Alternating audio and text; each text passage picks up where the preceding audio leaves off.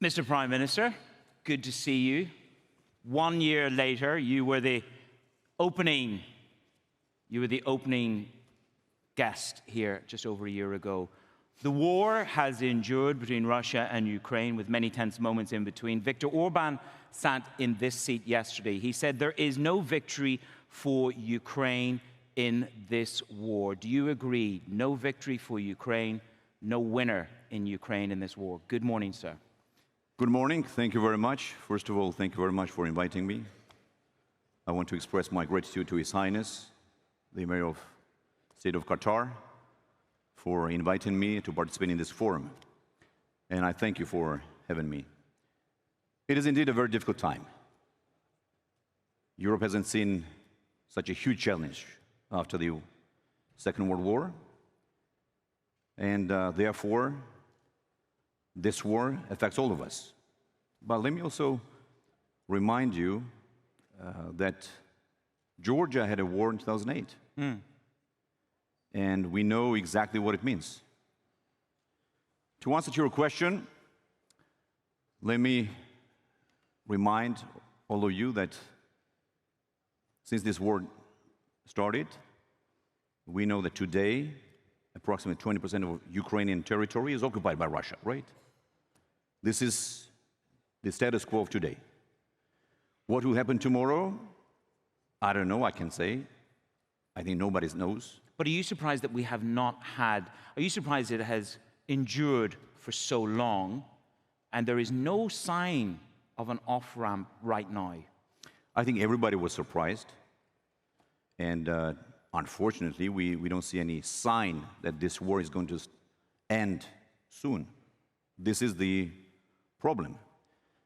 But, and I also have to say that we don't see enough efforts from the international community to take proper measures, to encourage consultations, to encourage peace talks. Who needs to move the most? War. Who needs to make the big move to drive some kind of a peace bargain?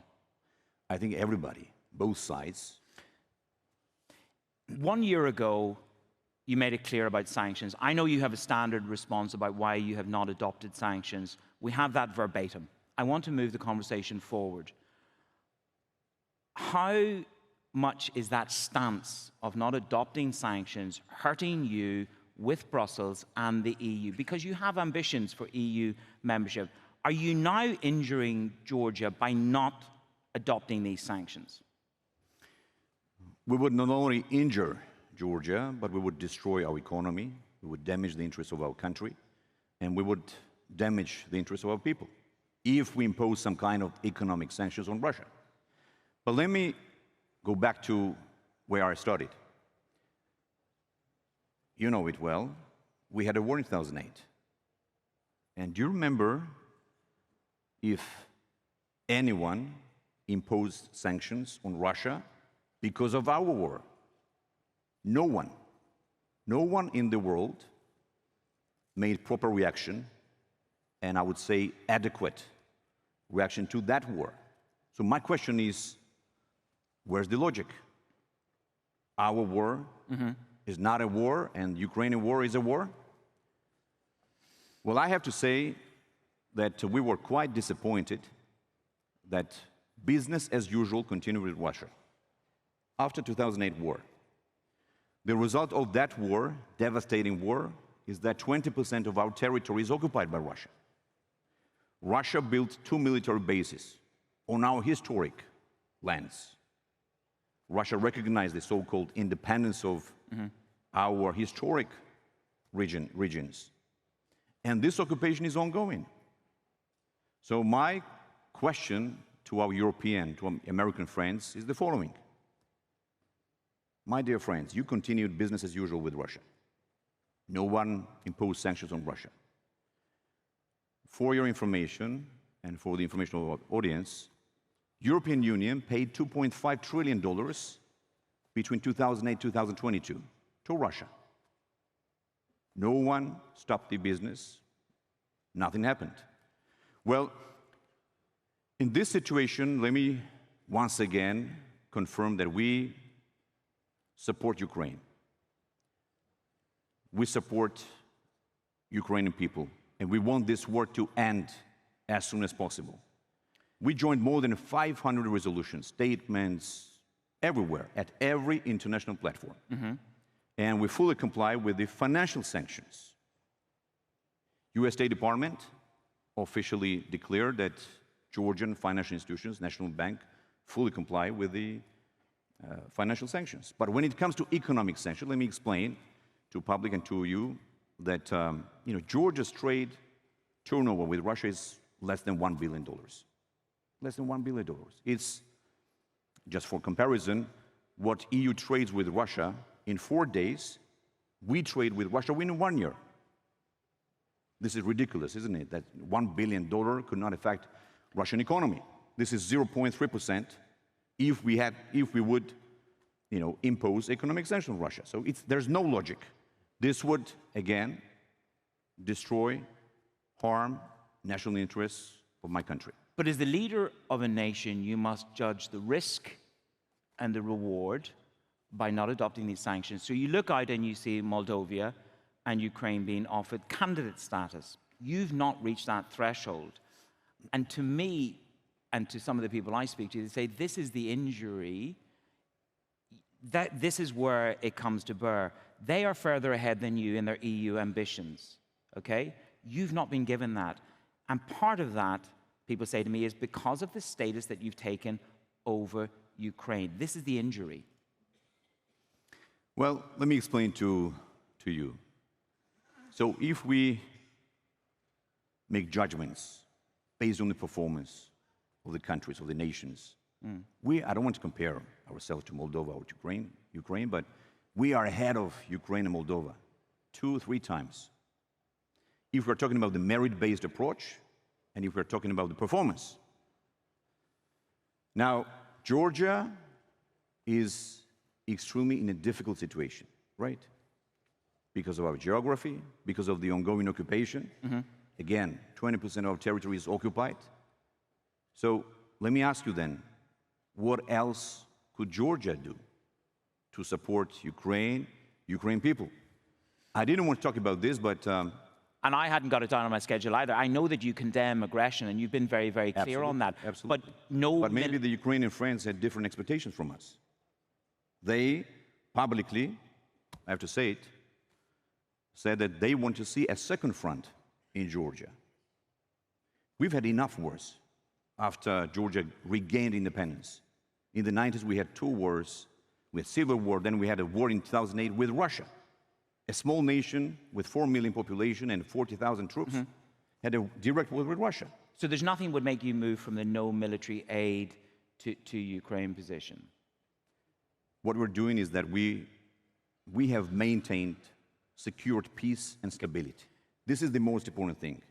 And my job and my duty is to protect the national interests of my country, is to protect our people. So do you put... So the 2 biggest ambitions, one of them is enshrined in your constitution, but the 2 ambitions are EU membership and NATO membership. Are they both, Manus, these are still my absolute priority. I want to maintain this quasi-neutrality, but I am holding on that I will get EU membership and I will get NATO membership. How high do they rank for you? Manus, my friend, this is my interest to do the maximum to bring my country closer to EU and NATO. And let me just also remind you, if anybody in Georgia did something tangible and brought tangible results, this is my government, this is the political party which I represent. In the last decade, we did the maximum we could. We signed the association agreement, free trade, we got the visa-free, European perspective. We couldn't have imagined about this 10 years ago. The country was driving in a totally different direction. So, and this was our decision to put into the constitution the country's foreign policy orientation is EU and NATO. But then I look at the most recent events in the past couple of weeks where Putin has lifted a flight ban. I know that some people have protested against this. Right. They perhaps see it as a rapprochement. I mean, it is a strange thing to see flights and the number of flights from Russia to to your country. Is this a rapprochement? How would you describe it today to the international community here? Well, this is part of the economic trade relationship with Russia, right? As I explained in the beginning, we didn't say that we would stop the economic trade relations with Russia. So you mentioned flights. Yes. Many countries have flights with Russia, but we made it very clear that no sanctioned companies and no sanctioned aircrafts will be allowed to operate in Georgia. And you feel strong that you can maintain that, guard against that? Absolutely, absolutely. The US State Department then said, now is not the time for any country to increase their engagement with Russia. This is the US. Are you just annoying friends? Is these flights, could you live without them? Do you think it's worth the error of the United States State Department to make this kind of statement? Well, first of all, America is a very important strategic partner country for Georgia. And we are extremely grateful for everything America has done for us. And we are extremely grateful for Europe as well. Georgia has a sovereign right to have its own national interests. And as I explained, we have economic trade relations with Russia. We have 1 million Georgians, ethnic Georgians, our citizens, diaspora, who live in Russia. Yep. And to have direct flights with Russia, I think it's very normal, very normal. Plus, it doesn't mean that we're engaged in some kind of political consultation or something like that. As I said, this is part of the economic trade relationship, like European Union does, like America does. Do you not think it plays to Putin's trade with Russia? Do you not think it plays to Putin's narrative, where he then has this quasi-relationship with you, albeit just by flights? I wouldn't call it a quasi-relationship. It's a very normal, let's say, economic trade relationship. Time is always running down on the clock, and there are some other topics I want to touch on. The former president that set you on this course to EU membership and NATO, he remains in prison. It is Mikhail Saakashvili. The EU have urged you to release him on health grounds. Why have you not done that? I really didn't want to talk about former president because it's the past. And we're talking about the present, about the future. I think this is more interesting for us and for the audience. But since you asked, I will answer your question very shortly. Former President Saakashvili made big mistakes and committed grave crimes. That is why he's not in prison. He's in private clinic. He's been in private clinic for more than 1 year. And there has been lots of speculations, lots of fake news, disinformation around the world. His family has been spending millions of dollars the last 2 years, accusing the Georgian government for poisoning him, for torturing him, and this and that. And guess what happened 2 weeks ago? They took the case to the Strasbourg Court of Human Rights. Strasbourg Court of Human Rights rejected all his requests and confirmed once again what we have been trying to explain to everyone, that the Georgian government does care for his health conditions and treat him according to the European standards. Do you see a risk? You're the leader of the country, and you've got to assess risk and reward as the Prime Minister. If Saakashvili passes away, he's ill, if he dies in the clinic, not in prison, as you've just clarified for me, do you think that could be injurious to your EU accession ambitions? Well, listen, I don't want to comment on that.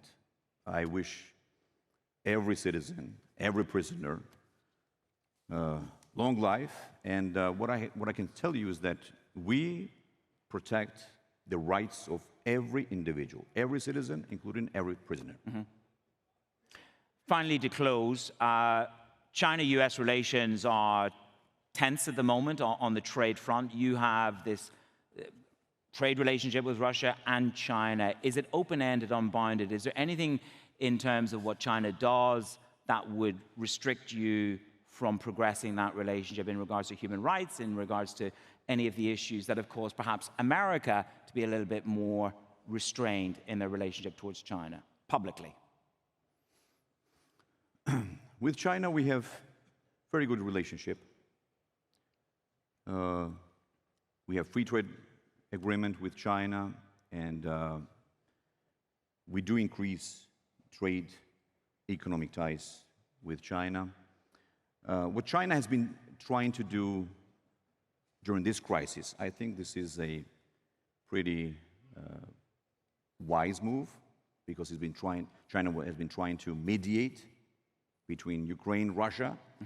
And I would welcome, and I would really welcome all the efforts from any country, from any leader who would encourage peace talks, who would mediate negotiations, and who would try to do something, make some efforts to.